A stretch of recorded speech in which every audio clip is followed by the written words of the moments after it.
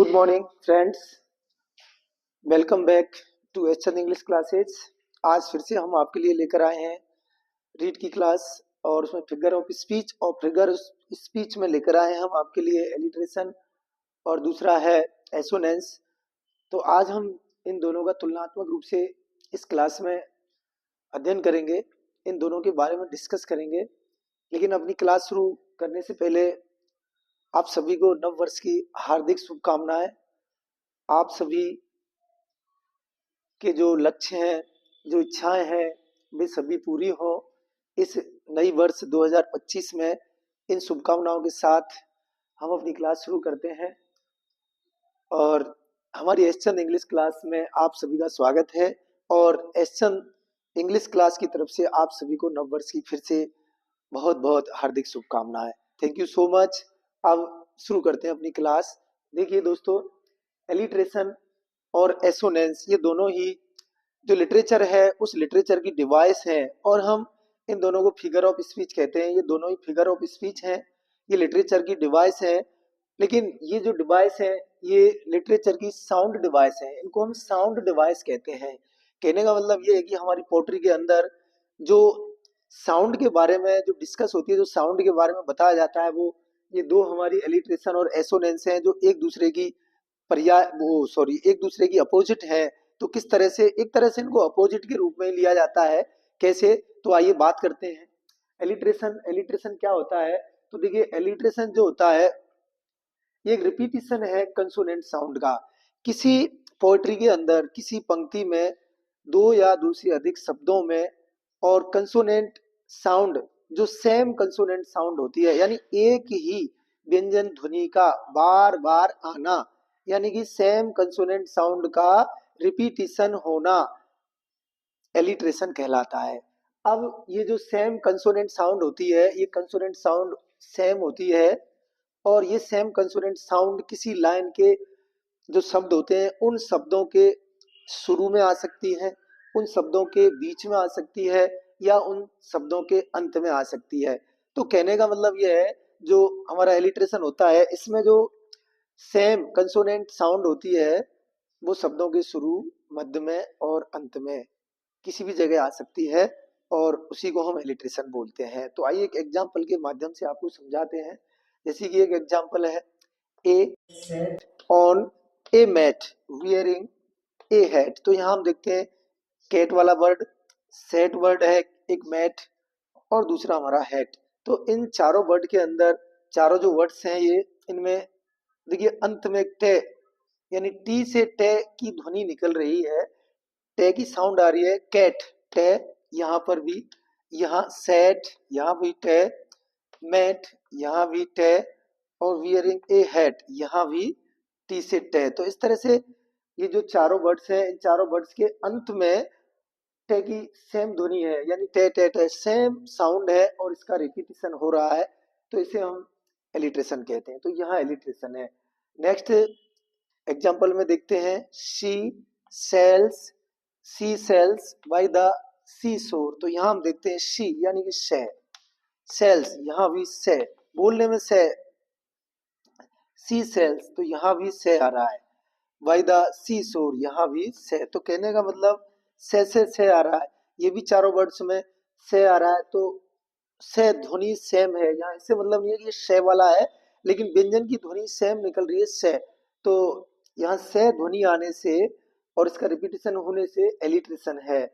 बात करते हैं ऐसे, तो देखिए एक ये भी है हमारा कि the rain in Spain stays mainly in the plain. तो यहाँ पर भी ने अगर हम देखें तो ने, इन ने और ने और ने, अगर अंतिम शब्द को देखें तो ने को अगर देखा जाए तो व्यंजन है और इसका रिपीटिशन हो रहा है, तो यहाँ भी एलिट्रेशन है। लेकिन इस वर्ड्स के अंदर, इस जो ये सेंटेंस है इनमें जो वर्ड्स आए हैं, इन वर्ड्स के अंदर और एक और साउंड है, बाउल साउंड है, जिसके बारे में हम अभी स्टडी करेंगे। देखिए, बात करते हैं नेक्स्ट एसोनेंस। तो ये भी एक फिगर ऑफ स्पीच है, एसोनेंस भी एक फिगर ऑफ स्पीच है।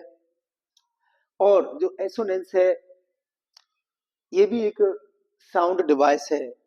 इंग्लिश लिटरेचर में, पोएट्री में ये भी एक महत्वपूर्ण चीज है। तो ये दोनों ही एसोनेंस और एलिट्रेशन लिटरेचर और पोएट्री के अंदर बहुत ही महत्वपूर्ण डिवाइस है, इंपॉर्टेंट डिवाइस है। देखिए, तो बात करते हैं इसकी एसोनेंस क्या होता है। तो एसोनेंस जो होता है, repetition of same vowel sound, यानी सेम बाउल साउंड किसी पंक्ति में, किसी पोएट्री के अंदर किसी पंक्ति में जो शब्द होते हैं उन शब्दों में सेम बाउल साउंड का रिपीटिशन होना, यानी स्वर ध्वनि का जो समान स्वर ध्वनि होती है, समान स्वर ध्वनि का बार बार आना, ये हमारा एसोनेंस कहलाता है। तो यहाँ हम बात करते हैं कि इन दोनों में डिफरेंस यही है कि इसमें तो रिपीटिशन होता है व्यंजन की समान ध्वनि का, और एसोनेंस में रिपीटिशन होता है स्वर की समान ध्वनि का। ये इन दोनों डिवाइस के अंदर जो खास मेन डिफरेंस है। तो हमें यही याद रखना है कि एलिट्रेशन में जो रिपीटिशन होता है वो सेम कंसोनेंट साउंड होती है, और एसोनेंस में जो रिपीटिशन होता है वो सेम बाउल साउंड होती है, यानी उसमें स्वर ध्वनि और एलिट्रेशन में व्यंजन की ध्वनि का रिपीटिशन होता है। तो देखिए एग्जांपल की बात करें तो हाउ, नाउ, ब्राउन, काउ। तो यहाँ देखिए आओ, यहाँ आओ, हाउ आओ, नाउ आओ, इधर ब्राउन तो आओ, इधर काऊ तो काओ, तो वह यहाँ भी आओ। कहने मतलब इनमें ओ डब्ल्यू से आओ की साउंड यानी ध्वनि निकल रही है, और इस आओ ध्वनि का बार बार रिपीटिशन हो रहा है। तो ये जो साउंड है ये कंसोनेंट साउंड नहीं है, ये हमारी वावल साउंड है, और यहाँ वावल साउंड का रिपीटिशन हो रहा है, इसलिए यहाँ एसोनेंस है। नेक्स्ट एग्जांपल के अंदर देखते हैं हम दी स्वीट रिट्रीट। तो यहाँ भी देखते हैं हम, यहाँ दोनों चीज है। देखिए यहाँ स्वीट, तो यहाँ ई मात्रा की ध्वनि यानी ई का रिपीटिशन हो रहा है। यहाँ रिट्रीट, यहाँ यहाँ भी ई यानी कि ई का रिपीटिशन हो रहा है। और यहाँ देखा जाए तो टे, स्वीट टे, टे का भी हो रहा है, यहाँ भी टे का हो रहा है। तो यहाँ दोनों ही चीज है, लेकिन अगर व्यंजन वाली बात को देखें तो यहाँ एलिट्रेशन हो जाता है, लेकिन स्वर वाली बात को देखें तो यहाँ एसोनेंस हो जाता है। इस एग्जांपल के अंदर हम देखें तो रेन यानी ए, और ई यहाँ देखें तो ई, यहाँ देखें तो ई, यानी कि ई का रिपीटिशन हो रहा है, इसलिए यहाँ एसोनेंस है। और ई क्या है, बाउल्स हैं, स्वर हैं, इसलिए यहाँ ई सेम साउंड का रिपीटिशन हो रहा है, तो एसोनेंस है। यहाँ भी अगर बीच में देखें इस वर्ड के में तो ए, यहाँ भी ए, यहाँ भी ए, और यहाँ भी है, और यहाँ भी है। तो यहाँ देखा जाए तो ए की मात्रा बोल रही है ain, rain, ain, Spain, ain, man और प्लेन। तो यहाँ एसोनेंस है। तो जहाँ कंसोनेंट साउंड का रिपीटिशन होता है, सेम साउंड होनी चाहिए, तो वहाँ एलिट्रेशन होता है, और जहाँ वावल साउंड का रिपीटिशन होता है वहाँ हमारा एसोनेंस होता है, तो वो भी सेम होनी चाहिए। अब देखिए बात करते हैं कि ये जो है हमारे इनका लिटरेचर में और पोएट्री के अंदर क्या योगदान होता है। तो देखिए ये जो है दोनों ही डिवाइस साउंड डिवाइस हैं, इनका जो योगदान है ये to give musical and rhythmic touch to the poetry and literature. ये लिटरेचर और पोएट्री दोनों को, खासकर पोएट्री में एक तो लय, पोएट्री की लय बनाती है, दूसरी उसको एक म्यूजिकल भाव देती है। अगर हम यहाँ देखा जाए तो देखिए सी shells by the sea shore, तो यहाँ एक म्यूजिकल और लय वाला भाव है। इसमें देख लीजिए cat sat on a mat wearing a hat, तो एक तरह से म्यूजिकल सिस्टम सा इसमें लगा देती है, उस पोएट्री की शोभा बढ़ा देती है। ऐसे लगता है जैसे कि उस पोएट्री में और फूल लगा दिए हों, जैसे सुंदरता को और बढ़ा देना। ऐसे ही इसमें भी देखिए हाउ, नाउ, ब्राउन, काउ, तो इसमें एक तरह की म्यूजिकल लय आ जाती है, लय आ जाती है, म्यूजिकल आ जाता है सिस्टम। म्यूजिकल मतलब संगीत जो होता है वो संगीत जैसी चीजें इसमें लगती है। और देखिए नेक्स्ट इसमें भी the sweet retreat, the rain in Spain stays mainly in the plain. तो इस तरह से म्यूजिकल भाव आ जाता है, इसमें रिद्म आ जाती है, लय आ जाती है, तो ये इसलिए इम्पोर्टेंट है। नेक्स्ट पॉइंट है to give enjoy and sweet experience to the reader. तो ये जो है दोनों ही डिवाइस पोएट्री के अंदर और जो रीडर्स होते हैं हमारे पाठक उनको इंजॉय प्रदान करती है, खूब इंजॉय देती है। जब ऐसे सेंटेंस को, ऐसे वर्ड्स को जब रीडर पढ़ता है पाठक, तो उसे पढ़ने में आनंद आता है। तो इस तरह ये लिटरेचर में और पोएट्री में रीडर्स को इंजॉय देती हैं, खूब इंजॉय और स्वीट एक्सपीरियंस, यानी उनको जो है मधुर अनुभव प्रदान करती हैं, यानी उनको बहुत अच्छा लगता है इस तरह का। और देखिए, harmony and melody in poetry, poetry के अंदर एक हारमोनी, एक लय, एक तरह की लय, मेलोडी, ये भी एक तरह के गीत जैसी लय होती है, तो ऐसा भाव पैदा कर देती हैं। और ये जो इस तरह की लाइन होती है, इस तरह की जो पोएट्री में पोएम्स होती हैं, ये बच्चों को बहुत अच्छी तरह याद हो जाती है, बच्चों को बहुत अच्छी लगती है और अच्छी तरह याद कर लेते हैं ये।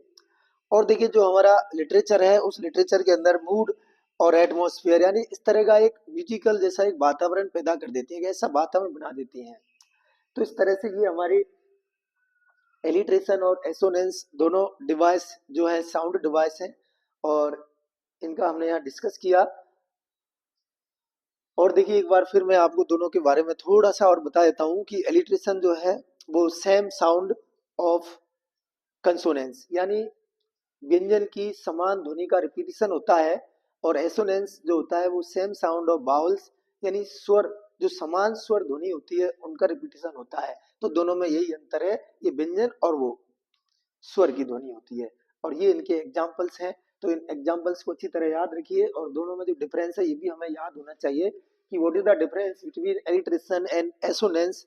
पूछ लेगी ये एसोनेंस और एलिट्रेशन में क्या डिफरेंस है, तो बस साउंड का डिफरेंस है कि जो एलिट्रेशन है इसमें कंसोनेंट साउंड होती है और उसमें एसोनेंस साउंड, वो सॉरी बाउल साउंड होती है। क्वेश्चन पूछ लेता है कि एलिट्रेशन बिलोंग्स टू, तो consonant sound, assonance belongs to vowel sound. अगर पूछ लिया जाए कि what kind of sound is in alliteration या एसोनेंस, यानी इन दोनों में किसी से भी पूछ लेगी किस तरह की साउंड होती है, तो यहाँ कह देंगे हम इसमें सेम साउंड ऑफ कंसोनेंस, और उसमें कह देंगे vowel sound of same kind, यानी एक ही प्रकार की स्वर ध्वनि होती है, इसमें व्यंजन ध्वनि होती है। एग्जाम्पल पूछ लेगी, इस ये एग्जाम्पल दे दिया परीक्षा में और पूछ लिया कि इसमें कौन सा डिवाइस है, तो नाम दे देगा एलिट्रेशन, एसोनेंस, राइम, और भी दे देगा ड्रामा, वो क्या नाम है उसका, और भी बहुत सारे फिगर ऑफ स्पीच, मेटाफोर वगैरह दे देगा। तो हम ये एग्जांपल आता है तो ये है। ऐसे इसी सेल्स बारे में, इसमें व्यंजन की ध्वनि आ रही है बार बार, तो एलिट्रेशन हो जाएगा। तो friends, I hope you better understanding, सोच रहा हूँ आपकी समझ में अच्छी तरह आ गई होगी इन दोनों के बीच में जो डिफरेंस है वो, और दोनों की डेफिनेशन, एग्जांपल्स। और इसी के साथ हम आज की अपनी क्लास पूरी करते हैं यहीं पे, और मिलते हैं नेक्स्ट क्लास में। Thank you so much for watching video. Bye.